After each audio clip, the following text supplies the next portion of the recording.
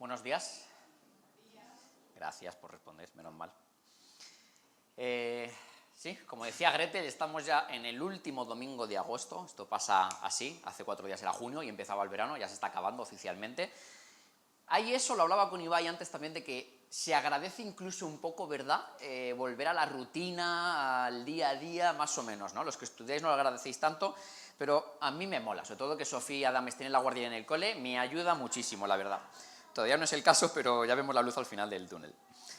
Uno de estos días de verano nos quedábamos hasta las tantas, Gretel y yo, viendo qué queríamos ver esa noche, no me acuerdo, algo queríamos ver que daban en la tele, mira que no vemos la tele nunca, y entre zapping y zapping acabamos viendo una entrevista que el líder de Desokupa, no sé si os suena esta agrupación, Desokupa, el líder se llama Daniel Esteva, es un hombre un poquito polémico y demás.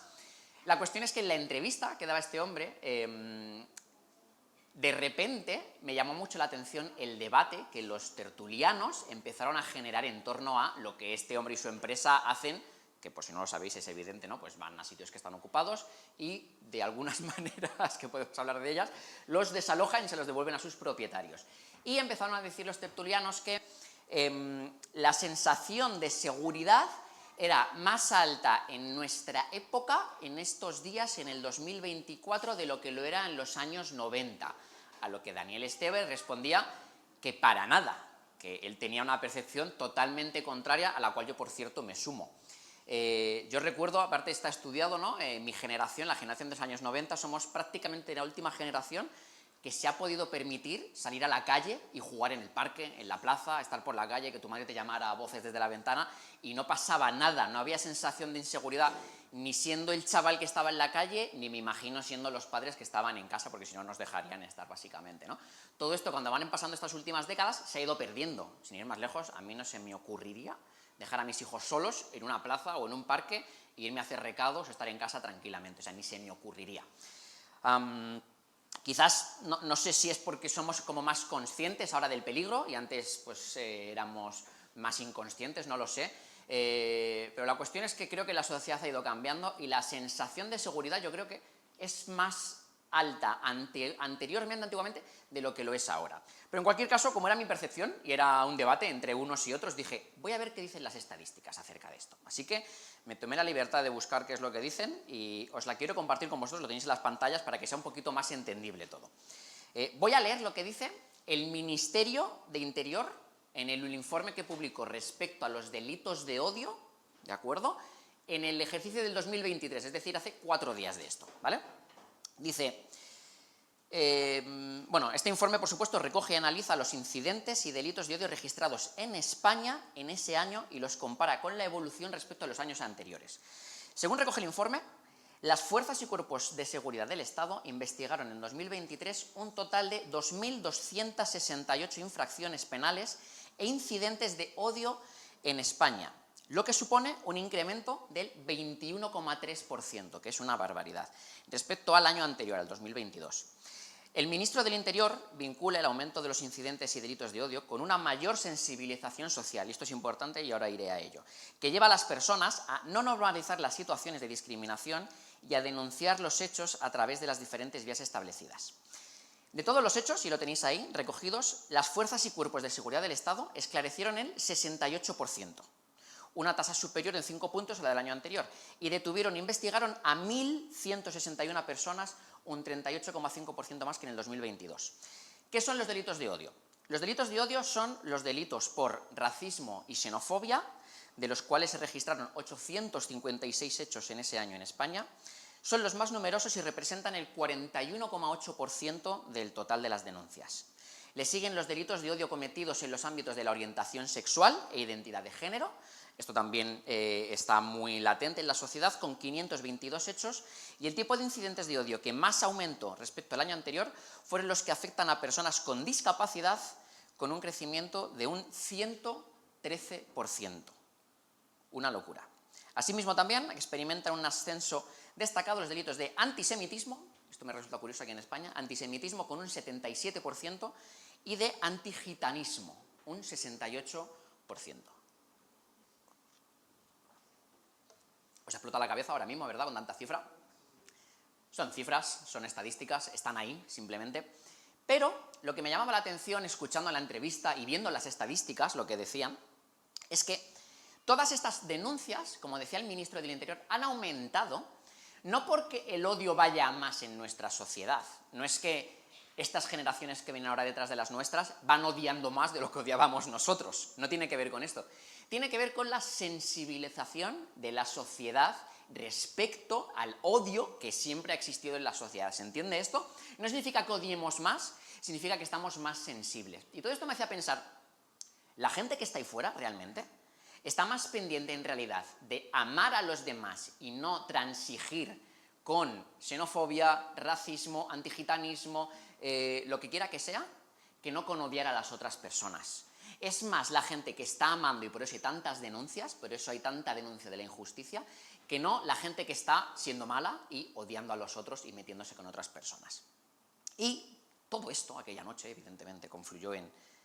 Y entonces nosotros, los cristianos, los que somos seguidores de Jesús, los que hemos decidido seguir a Cristo, ¿cómo respondemos ante todo esto? ¿Somos de aquellos que levantan la voz ante las injusticias? Cuando nos encontramos en una situación así, ¿somos capaces de denunciarlo? ¿Marcamos la diferencia siendo intransigentes con los malos? ¿O nos permitimos a veces ciertas licencias de rechazo y de odio? Yo voy a decir una cosa, incluso algunas en valor de ser cristiano. Por ejemplo, como soy cristiano, es que no puedo, no tolero a los homosexuales. No puedo con ellos, incluso me generan cierto asco, porque soy cristiano. Como soy cristiano, todo esto que está flotando ahora en el aire de la identidad de género, no puedo con ello. Lo veo y se me remueve algo en el estómago, porque soy cristiano y debería estar todo esto penado. ¿Dónde estamos? Evidentemente que hay líneas finas en las que hay que bailar. Hay que tener sabiduría, hay que ser fiel a lo que dice la palabra de Dios. Pero ¿dónde está? En la primera carta del apóstol Juan, os animo a que vayáis abriendo las Biblias. Tenéis algunas también por allí puestas, si queréis tener Biblia en papel y no habéis traído. Primera carta de Juan, casi al final del todo de la Biblia, capítulo 2, y vamos a leer a partir del versículo 7, del 7 al 11 y del 15 al 17. Primera carta de Juan, capítulo 2, del 7 al 11 y del 15 al 17.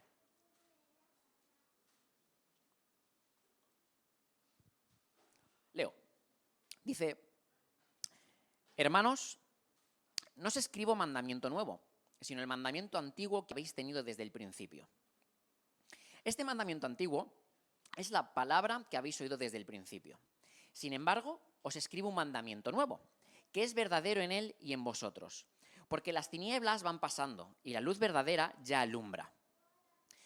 El que dice que está en la luz y aborrece a su hermano, está todavía en tinieblas. Pero el que ama a su hermano permanece en la luz y en él no hay tropiezo. Pero el que aborrece a su hermano está en tinieblas y anda en tinieblas y no sabe a dónde va porque las tinieblas le han cegado los ojos. Saltamos al versículo 15. Así que no améis al mundo ni las cosas que están en el mundo. Porque si alguno ama al mundo, el amor del Padre no está en él. Porque todo lo que hay en el mundo, esto es los deseos de la carne, los deseos de los ojos y la vanagloria de la vida, no provienen del Padre, sino del mundo. Y el mundo pasa y sus deseos, pero el que hace la voluntad de Dios permanece para siempre. Vamos a tratar 3 puntos esta mañana, 3 puntos principales en torno a este texto, ¿de acuerdo? Y el primero de ellos es: el cristiano de verdad ama de verdad. Tengo más que comprobado, y esto es un hecho, que a los cristianos muchas veces se nos, y me incluyo a mí también, llena la boca de palabras como perdón, amor, reconciliación, fraternidad. Palabras que son muy bonitas y de las que debería estar llena nuestra vida debería reflejar todo esto, el amor, el perdón, la reconciliación, etc. Pero hablamos mucho más de esto de lo que lo practicamos. Supongo que es lo que tiene que ser humano y equivocarse y pecar, ¿verdad? Pero decimos muchas veces más de lo que hacemos. Y por eso creo que Juan tiene todo esto en cuenta, sabe cómo es el corazón del ser humano y dice: voy a remarcar esto. Así que voy a volver a leer los versículos 7 y 8. Queridos hermanos, lo que os escribo no es un mandamiento nuevo, sino uno antiguo que habéis tenido desde el principio. Este mandamiento antiguo es el mensaje que ya oísteis. Por otra parte, lo que os escribo es un mandamiento nuevo cuya verdad se manifiesta tanto en la vida de Cristo como en la vuestra. porque la oscuridad se va desvaneciendo y ya brilla la luz verdadera. Aquí es importante que en estos versículos Juan les recuerda a sus interlocutores un mandamiento antiguo, pero dice que a la vez es nuevo.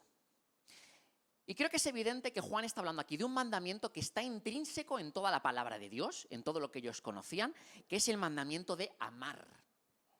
¿Por qué es un mandamiento antiguo? Por ejemplo, vamos a Levítico 19, 18 y dice: no seas vengativo con tu prójimo, ni le guardes rencor, ama a tu prójimo como a ti mismo, yo soy el Señor. Esto lo encontramos antiguamente, Levítico, es, vamos, Pentateuco, antiguo del todo.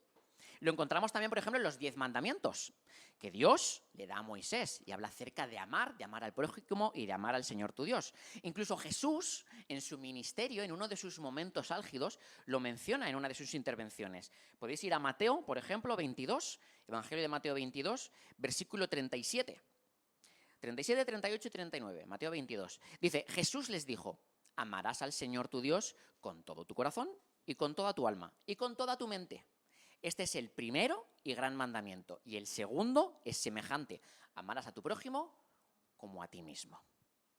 Así que no es nada nuevo en sí lo que está diciendo Juan. Les está diciendo: esto es más viejo que el hilo negro. Esto es algo muy antiguo y está ahí en la palabra de Dios. Pero a la vez es algo nuevo. ¿Y por qué dice que es nuevo? Porque fue encarnado y cumplido por Jesús.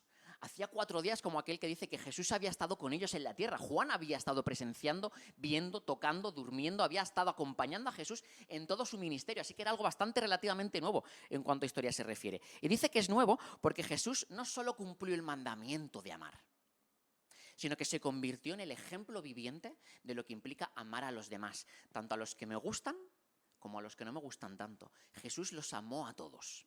Y ahora vamos a ver matices de lo que implica amar, porque queremos amar como Jesús amaba. Y esto no implica necesariamente que todos van a ser mis amiguitos y vamos a llevarnos bien con todos. Eso no significa amar. De hecho, amar va mucho más allá. Romanos 5:8. Pablo, otro de los apóstoles, lo dice de la siguiente manera todo esto. Dice: pero Dios, ¿sabéis cómo muestra su amor? Dios muestra su amor con nosotros en que, siendo pecadores, Cristo murió por nosotros. Es decir, Jesús es el ejemplo de amor, es lo que Dios utiliza, la figura de Jesucristo, para demostrarnos lo que es el amor y cómo debemos acercarnos a este término tan bonito, incluso tan romántico muchas veces. Porque Jesús es el ejemplo definitivo de amor. Y como tal, el problema que tenemos muchas veces como cristianos es que nos marca el listón al cual tenemos que llegar. Y digo problema porque yo me quedo aquí. Yo no llego a ese listón. Y creo que vosotros tampoco. A lo mejor Basile, que es más alto, pero el resto nos quedamos más cortitos. Es muy difícil llegar a lo que Jesús marcó. Pero cuanto más alto es el objetivo, más vas a crecer, por supuesto, evidentemente. Y de hecho me encanta porque Jesús mismo, en unas palabras registradas precisamente por Juan, este mismo Juan que escribe esta carta, en su Evangelio, en Juan 13:35, utiliza uno de los lemas que utilizamos en esta iglesia. No sé si os acordáis, y creo que muchas veces pecamos de no ir diciendo todo esto. Os lo recuerdo. ¿Sabéis cuál era el lema de esta iglesia, el versículo, cuando empezamos? En esto conocerán que sois mis discípulos, en el amor que os tenéis los unos a los otros. Cuando arrancamos toda esta historia de arrancar la iglesia, me acuerdo con Gretel una vez en una cafetería ahí en nuestro pueblo, soñábamos, ¿no? ¿Cuál es la iglesia que queremos? ¿Cuál es la iglesia en la que soñamos? Nos encantaría una iglesia sana, donde hay relaciones significativas, donde la gente se ama la una a la otra de verdad, donde se invitan a sus casas, donde la gente es hospitalaria, donde se aman de verdad.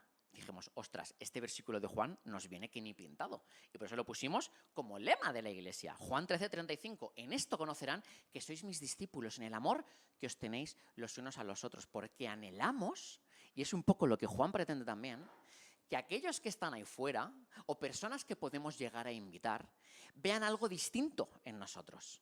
Y no porque seamos más guapos, no porque seamos más listos, más graciosos, más ocurrentes, más serviciales. No por esto, sino por ese algo diferente que tenemos cuando nos relacionamos los unos con los otros. En la manera que tenemos de saludarnos, de hablarnos, de preocuparnos por los demás. Eso se percibe. Y anhelamos, tenemos en el corazón, lo estábamos cantando esta mañana, que toda rodilla se va a postrar ante el Señor y que muchos utilizarán esto que generamos en la iglesia como excusa para, como mínimo, indagar más acerca de: ostras, yo también quiero esto en mi vida. Así que Juan está recordando en estos dos versículos, en el 7 y en el 8, un elemento que identifica una vida cristiana y que tiene auténtica comunión con Dios, que es el amor de verdad. Y ese amor es de verdad, y ahora vamos a ir al punto número 2, porque no es algo teórico. Todo lo que estamos diciendo hasta ahora es muy bonito, es real, es cierto, creemos en ello de corazón, pero esto luego ¿cómo se pone en práctica? Porque cuando me toca amar a aquel que no me hace tanta gracia, ¿cómo puedo yo transformar toda esta teoría, algo tan impersonal, en algo personal? Pues vamos a verlo. Punto número 2, amar a Dios es amar a los demás. Versículos 9 y 10.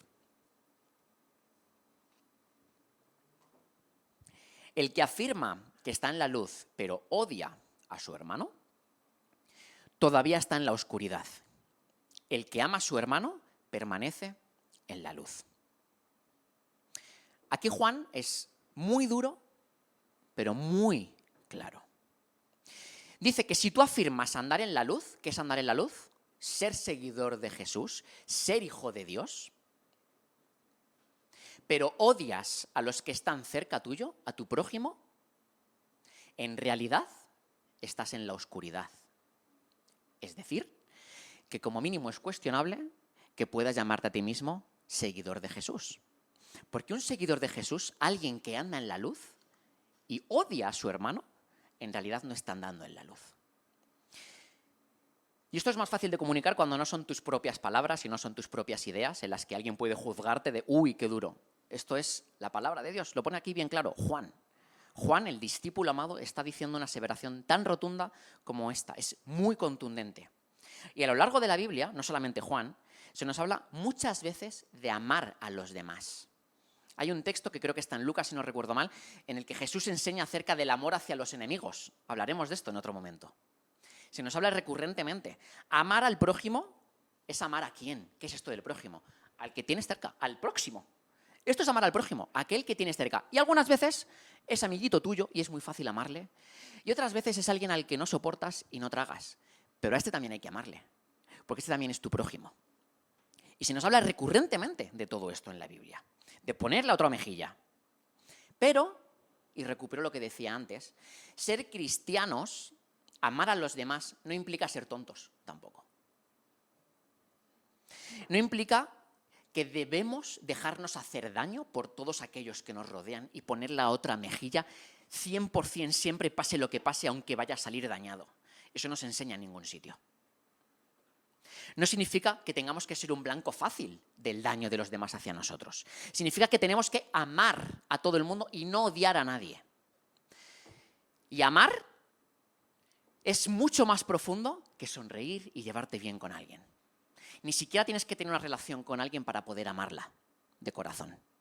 Cuando amas a alguien, por ejemplo, un reflejo muy claro de que estás amando a alguien y no le odias es cuando eres capaz de orar y bendecir a esa persona en tu intimidad con Dios. Alguien que te ha hecho mucho daño, y seguro que a muchos os empiezan a venir personas a la cabeza, y eres capaz de ponerte genuinamente delante de Dios y orar y bendecir la vida de esa persona. Ahí lo estás amando. ¿Significa que has restaurado la relación con esa persona? ¿Significa que esa persona vuelve a ser tu amigo, tu compañero, lo que quiera que fuera tuyo? No, porque amar o perdonar no significa restaurar. Perdonar a alguien no significa necesariamente restablecer la relación. Muchas veces sucede y es una consecuencia de, pero no tiene por qué. Porque un cristiano sabio sabe cuándo es mejor mantener a ciertas personas lejos de su vida. Pero sabiendo, teniendo la capacidad de amarlas. ¿Se entiende esto? Es muy profundo, es muy poderoso y es muy importante, pero es muy difícil de hacer. A mí me cuesta horrores hacerlo. Cuando pienso en ciertas personas y me vienen nombres, caras a la cabeza y tengo que pensar en amarlas, me es duro. Porque incluso puedo tener sospechas de lo mejores o peores personas que son. De incluso los mejores o peores hijos de Dios que se supone que son o que dicen ser. Pero es que eso no es mi responsabilidad, no es mi negocio. Eso depende solamente entre ellos y Dios. Mi deber, mi responsabilidad es amarles. Y es permitir que Dios bendiga su vida en lo que quiera que sea. Y cuando no somos capaces de hacer esto, inevitablemente cuando no estamos en el lado del amor, nos vamos desviando poco a poco hacia el lado del odio. Es inevitable. ¿Y sabéis lo que va sucediendo aquí cuando estamos en este lado de la historia? Que dentro nuestro se va arraigando, va creciendo raíces de amargura en relación a esa persona, a esas personas o hacia más personas. Porque el odio actúa como un tapón entre mi relación con Dios y mi capacidad de amar a los demás. Así que no es cosa baladí esto, es algo muy importante y por eso se enseña transversalmente en toda la Escritura. Y Juan dice, esto es muy antiguo, pero también es muy nuevo. En cualquier caso, tenedlo en cuenta. Da igual si os tomáis la ley antigua como lo nuevo que instauró Jesucristo. Esto hay que tenerlo en cuenta. Así que, ama más y odia menos.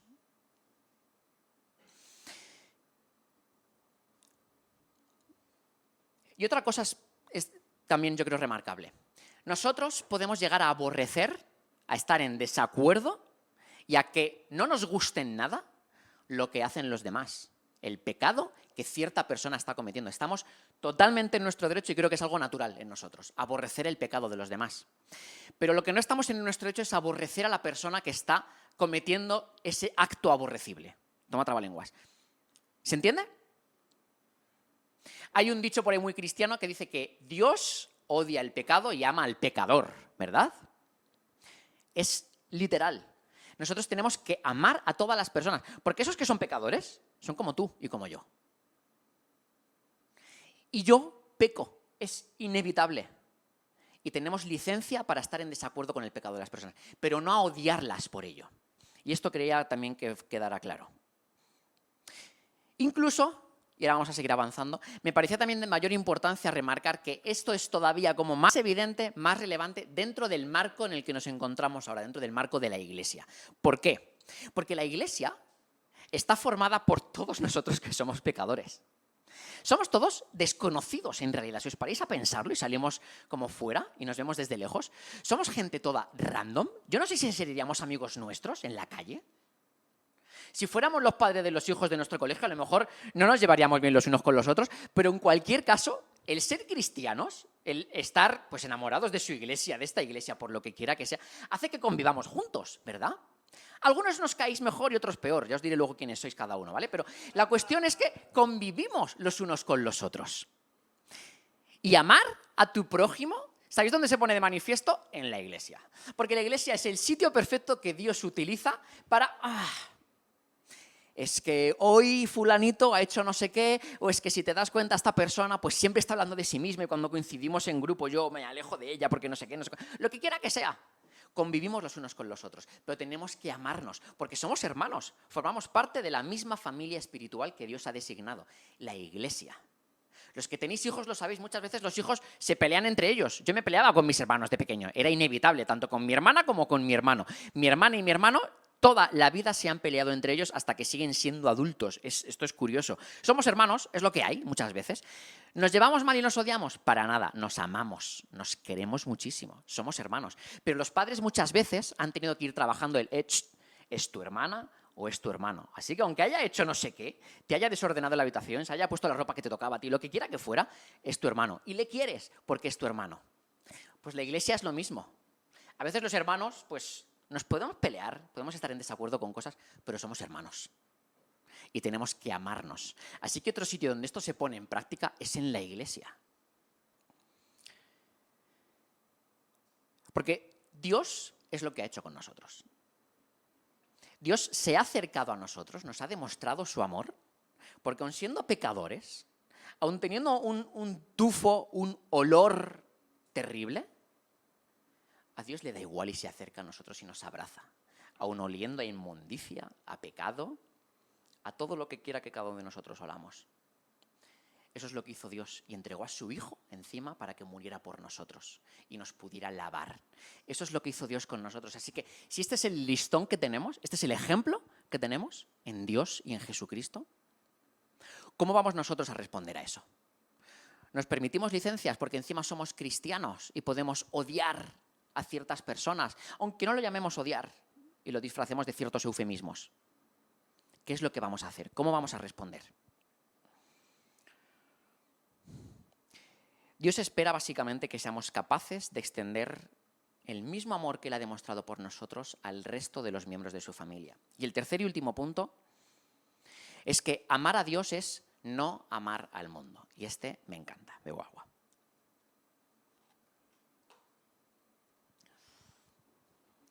En los versículos 15 al 17, y tendrlos a mano porque los vamos a leer ahora mismo, Juan nos habla de dos tipos de amor que podemos encontrar.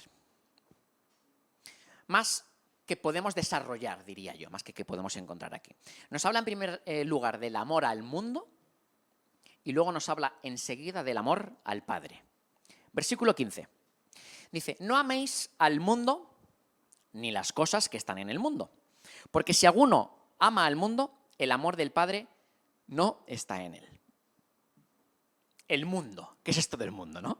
Esto es una de estas palabrejas cristianoides que utilizamos un montón y que cuando hablas por ahí fuera con gente, no te como que el mundo, ¿qué es esto del mundo, no? Te miran como raro, ¿no? Pues el mundo eres tú, pecador, eso eres el mundo, ¿no? Pero en la iglesia se entiende perfectamente, pero ahí fuera lo del mundo yo creo que no se entiende muy bien. Incluso dentro creo que lo distorsionamos y nos pensamos que el mundo es algo oscuro, que está por ahí fuera. Cuando abres las puertas de la iglesia y te vas al exterior, es algo que te puede atrapar, que está flotando en el ambiente con, yo me imagino como con nubarrones grises. El mundo es lo que éramos tú y yo y lo que está ahí fuera, lo que no pertenece a Dios. Todo lo que está alejado de Dios es el mundo. De hecho, la palabra griega que hemos traducido como mundo es cosmos. De aquí, pues, cosmopolita, un montón de palabras derivadas de cosmos, ¿no? Y en este contexto, Juan no se está refiriendo a un lugar físico en concreto. No está diciendo que el barrio de Sabadell X es el mundo. Está hablando más bien de una realidad espiritual que está imperando en un lugar físico que es este planeta Tierra en el cual vivimos todos. Y el mundo lo podemos definir, yo lo he definido así, como el sistema liderado por Satanás que expulsa a Dios del sistema. El mundo es el sistema, lo tenéis ahí en las pantallas, liderado por Satanás, que expulsa a Dios del sistema. Esto es el mundo, en realidad. Hay otra palabra que se deriva de cosmos, que es cosmética. ¿Qué es la cosmética? Pues las técnicas, ¿no? De ponerte, pues, de disfrazarte la cara, ¿no? De maquillarte, de ponerte más guapo, más guapa, etcétera, ¿no? Y de transformar, pues, tu rostro y el cuerpo. Eso es la cosmética en sí, ¿verdad? Lo he definido un poco raro, pero bueno, más o menos es eso. ¿Me entendéis? Como yo no me cosmetico, pues no sé muy bien. Aquí me haría falta, ¿no? Alguna cosmética iría guay, ¿no? Por aquí. Pues eso es lo que hace el mundo, si nos paramos a pensarlo un poquito. El mundo, el cosmos, lo que hace es que utiliza todos los elementos que forman parte del sistema de Satanás para transformar, para maquillar lo que era el plan original de Dios. ¿Se entiende el símil, más o menos? ¿Sí? Una persona nace con una cara, pero se quiere poner más guapo, si quiere transformar la cara, entonces utiliza la cosmética y se maquilla, ¿verdad? Bueno, me estoy metiendo en un jardín, madre mía. El mundo, el plan original de Dios, era uno. Y el mundo lo que quiere es transformarlo. Y poco a poco va derivando lo que era el plan original y lo va convirtiendo en otra cosa totalmente distinta. Totalmente separada y alejada incluso de lo que era el propósito de Dios. El otro día estábamos viendo una serie sobre Roma. Nos está gustando bastante, la verdad. Aquellos que están a punto de morir, están en Amazon Prime, por si la queréis ver, como si me pagaran a mí por decir esto, pero bueno. Sobre Roma. Me encanta Roma, bla, bla, bla, etcétera, etcétera. Ya estábamos viendo y nos estaba gustando muchísimo. Y hay un momento cuando te sitúan en la historia de los personajes, ¿no? Te ponen el eje cronológico, ¿no? Pues tal año, toda la vida ha sido antes de Cristo o después de Cristo, ¿verdad? Y digo toda la vida y sigue siendo por ciertos historiadores. ¿Sabéis lo que apareció? Y no es la primera vez que lo veía en la serie. Tal año de la edad contemporánea, ponía. Y no es la primera vez que lo veo, ¿eh? Y continuó la serie. Pero me llamó muchísimo la atención. Y lo puse en pausa y se lo dije a Gretel, le digo, ¿te has fijado? Que ya no pone después de Cristo, que pone de la edad contemporánea. Es un ejemplo de lo sutil que es toda la etapa, toda la época en la que estamos viviendo y cómo poco a poco, no nos damos cuenta, pero se va colando por todos los sitios, sacar a Dios del sistema. Esto es el mundo. Es un sistema que está gobernado por Satanás y su único objetivo es sacar a Dios del sistema. y que todas las personas, incluidos los cristianos, nos dejemos arrastrar por esto. Lo compartí esta mañana con el equipo que esta mañana estaba sirviendo aquí. Hay una cantante muy famosa, Katy Perry, bla, bla, bla, ha sacado un último videoclip. Esta chica era cristiana, esta chica venía de iglesia, igual que Beyoncé, etcétera, etcétera, cantaba en el coro de su iglesia, bla, bla, bla, bla, bla, bla. Si veis el último videoclip, podéis ver que esta chica ha pasado de ser una hija, creo que era hija de pastor, además me parece, Katy Perry, fíjate, de ser hija de pastor, crecer en la iglesia, cantar canciones de alabanza, a hacer un videoclip que, si lo veis, es puramente satánico. Y hablo muy claro. Y hablaba de que ella tenía una relación espiritual con Dios, que ella ya no se consideraba cristiana, ni musulmana, ni budista, ni hinduista, ni nada, pero que era espiritual. Y esto lo hablaba esta mañana simplemente como otro ejemplo de esto, de amoldarse al mundo. ¿Sabéis por qué? Porque Katy Perry no es la primera que dice esto, ¿eh? Esto se está diciendo muchísimo. La gente se considera espiritual, pero no quiere saber nada de Dios. La gente se considera espiritual, pero no quiere saber nada de Jesús. Y eso son sutilezas que se van colando poco a poco. Por eso la Biblia nos insta una y otra vez, y ya avanzo, a no dejarnos presionar o ser transformados por los poderes, por las personas o por las influencias de ese sistema que está gobernado por Satanás. ¿Os acordáis que hicimos una serie a principio del curso pasado que se llamaba Principios del Reino? Hubo un día que predicamos y enseñamos, también lo hicimos en Rooted, en el curso que tenemos de discipulado continuo, que dura 10 semanas y que retomaremos ahora, acerca de que hay un momento en el que tenemos que tener claro que hay un enemigo al que combatir como cristianos. Dios tiene un antagonista.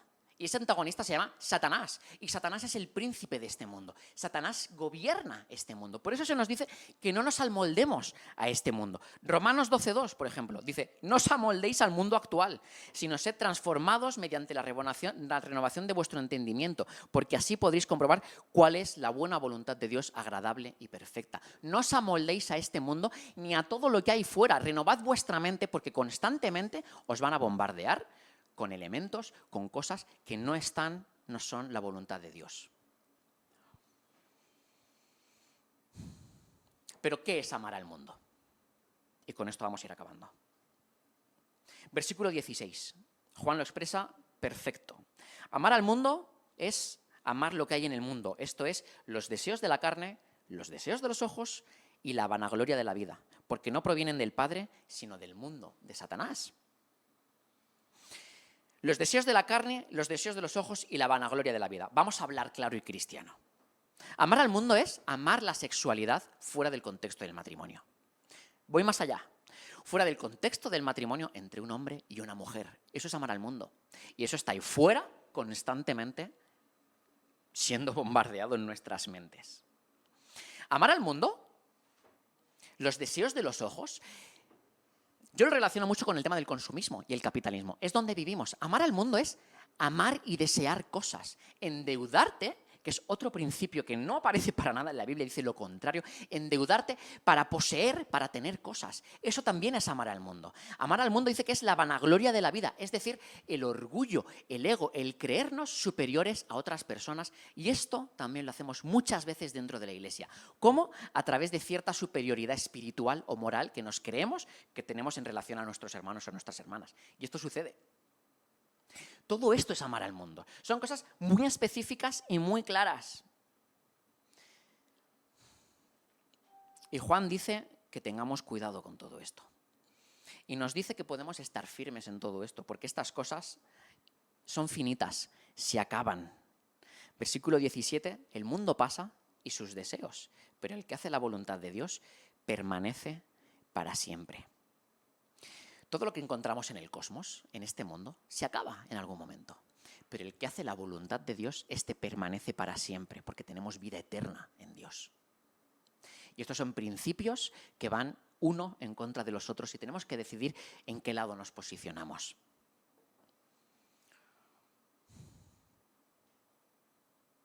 Y aquí aparece una palabra, dice, el que hace la voluntad de Dios permanece para siempre, que es permanecer. Mismo Evangelio de Juan. A Juan le gustaba mucho la palabra permanecer porque tiene unas connotaciones muy profundas. Juan 15:5 dice: yo soy la vid y vosotros los pámpanos. El que permanece en mí, como yo en él, dará mucho fruto. Separados de mí, nada podéis hacer. O en el versículo 6 de este mismo capítulo, el que afirma que permanece en él debe vivir como él vivió, permanecer. Porque permanecer para Juan tiene el sentido de conectar o de pasar tiempo con. Esto implica permanecer para Juan. Cuando está hablando de permanecer, implica que estamos conectando o pasando tiempo, en este caso, con Jesús. Y el que permanece en Dios, en Cristo, conecta con Dios y con Jesús. Así que, ¿cuánto tiempo pasamos nosotros permaneciendo con Jesús en nuestro día a día? Hace poco escuché de una persona que es una persona que sirve a Dios con todo su corazón, que jamás dirías lo que os voy a decir ahora, que decía que ella nunca se había leído la Biblia y que no se la leía para nada, porque tenía suficiente con escuchar las predicaciones, con tiempos de alabanza, etcétera, etcétera, etcétera. Y yo me pregunté, wow, aquí hay mucho que trabajar con esta persona. ¿Cómo puedes tener una relación con Dios sin permanecer, por ejemplo, en la palabra? De hecho, esto Juan lo enseña en unos versículos anteriores, como vimos. ¿Cuánto tiempo dedicamos a permanecer en la palabra? Y no sirve, lo siento, escuchar otras predicaciones durante la semana. No sirve un tiempo de canciones bonitas en el coche. ¿Cuánto tiempo pasas permaneciendo con Jesús? Conociendo su palabra, conociendo sus mandamientos. Porque esto es lo que te va a permitir estar a salvaguarda de todo lo que ocurre en el mundo. Cada uno en su casa supongo que tiene las tareas del hogar divididas, ¿no? Pues unos cocinan, otros limpian los platos, unos hacen una cosa y otros hacen otra. A mí una de las cosas que me toca hacer en la casa es el tema de las lavadoras, ¿ok? Yo pongo la ropa en la lavadora, la saco, la tiendo, la doblo y la pongo otra vez en su sitio. Más o menos, a veces la pongo mejor, otras peor. Sobre todo la de los niños, me vuelvo loco con la de los niños. Porque camisetas así son de Sophie o de Gretel. Y dices, aquí lo siento, pero hay trampa. La cuestión es que cuando yo pongo la lavadora soy como muy meticuloso con que si tienen manchas, y con niños esto es el pan nuestro de cada día, que no me salía. Y hay un producto maravilloso del cual estoy enamorado, del Mercadona, que es un spray así como naranjita, ¿sabéis cuál es? Así rojo, que quita manchas, ¿vale? Es magia bendita, ese es invento de los mejores que hay, ese y el cepillo. Es increíble porque lo tiras en una mancha, lo metes en la lavadora, depende si es la mancha, lo dejas actuar más tiempo sobre la mancha y cuando sale de la lavadora, la mancha no existe, me encanta, ¿vale? De hecho, cuando alguna vez, pues Gretel pone la lavadora porque yo no estoy, lo que quiera que sea, y no pone el producto, me enfado, porque se nota, se nota. Nosotros, volviendo otra vez a lo serio, necesitamos muchas veces que nuestras manchas, nuestro pecado, todo aquello que nos separa de parte de Dios, permanezca durante un tiempo prolongado bajo ese quitamanchas. Y nos creemos que nos podemos permitir meternos en la lavadora y ser centrifugados rápidamente y salir como nuevos. Hay veces que sí, pero hay muchísimas que no. Hay muchas veces que necesitamos permanecer y dejar que el efecto del Espíritu Santo haga de ese quitamanchas que durante un tiempo va haciendo efecto hasta que desaparece nuestra porquería y nuestra inmundicia. Pero necesitamos permanecer. Si no permanecemos, vamos a entrar en una relación superficial en la que las manchas se van a ir acumulando. Así que es importante, y por eso insistimos muchas veces, haz tu devocional. No nos pagan para que hagáis el devocional. Esto es algo entre tú y Dios. Asiste a la iglesia, pasa tiempo con tus hermanos. Me da igual si es en un grupo de conexión, de jóvenes, de oración, de mujeres, de hombres. Pasa tiempo con otros hermanos, compartiendo.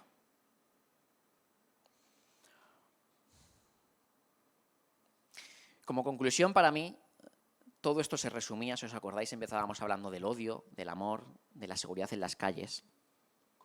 Yo creo que es la voluntad de Dios para ti y para mí que tengamos una comunión profunda e íntima con Él. Porque cuando seamos capaces de hacer eso, vamos a tener mucha más facilidad de amar a aquellos que tenemos cerca y de odiar menos con los que no nos llevamos bien o nos hacen daño. Y me parecería impresionante que esta sociedad se contagiase más de todo esto que de todo aquello que escuchamos ahí fuera. Me parecería impresionante que la sociedad se dejara regir por ciertos registros espirituales que ayudaran a amar más y a odiar menos. Pero eso empieza por nosotros, por amar más y odiar menos. Si me permitís, voy a acabar con una oración. Y me gustaría que pudierais cerrar vuestros ojos, me acompañarais en la oración y pudierais preguntaros qué de todo esto tiene que ver con vosotros. ¿En qué punto estáis? ¿Estáis en un punto en el que tenéis una herida muy profunda con alguien o con alguienes que os han hecho daño? y que os han hecho daño de verdad y que tenéis incluso toda la razón porque se han pasado con vosotros. Y os es muy difícil hacer la prueba del algodón y orar por esas personas y bendecir su vida. Estáis en el punto en el que sabéis que necesitáis más de Dios y os cuesta pasar tiempo con Dios, o incluso os habéis conformado, engañado a vosotros mismos diciendo que yo no necesito leer la Biblia. Con estas 4 cositas cristianoides que hago, me va bien y me sirve. No lo sé. Quiero que analicéis en qué punto estáis vosotros, así que vamos a orar, si os parece. Señor Jesús, gracias porque eres el ejemplo viviente de lo que deberíamos ser. Ayúdanos en tu misericordia a tener la sabiduría de saber analizarnos a nosotros mismos y ver qué es aquello que tenemos que cambiar. Quizás son pensamientos de rechazo, de animadversión, de asco, de odio hacia ciertos colectivos, ciertas personas. Quizá necesitamos ser conscientes de que necesitamos más de ti en nuestra vida, apartar un tiempo al día para conocerte más y pasar más tiempo contigo y parecernos más a ti, Jesús. Espíritu Santo, incomódanos, redargúyenos, confróntanos. Te pido, Espíritu Santo, que puedas revelarle a cada persona que está aquí y que está escuchando este mensaje, que le puedas revelar qué es aquello que tú quieres mejorar en su vida.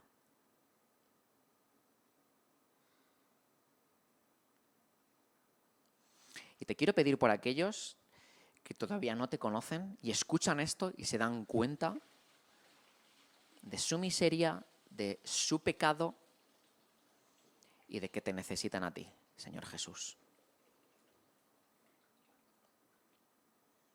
Gracias por tu iglesia y por tu familia espiritual, Señor. Ayúdanos a amarnos más los unos a los otros. Y te pido incluso una oración muy peligrosa, que es que pongas situaciones prácticas en las que podamos poner en práctica y desarrollar esto, de amarnos los unos a los otros. Ponnos en esas situaciones, Señor. Y gracias por quien eres y por rescatarnos. Gracias por lavarnos de nuestro pecado, por apostar por nosotros, siendo lo que somos. Te amamos, Señor. Amén.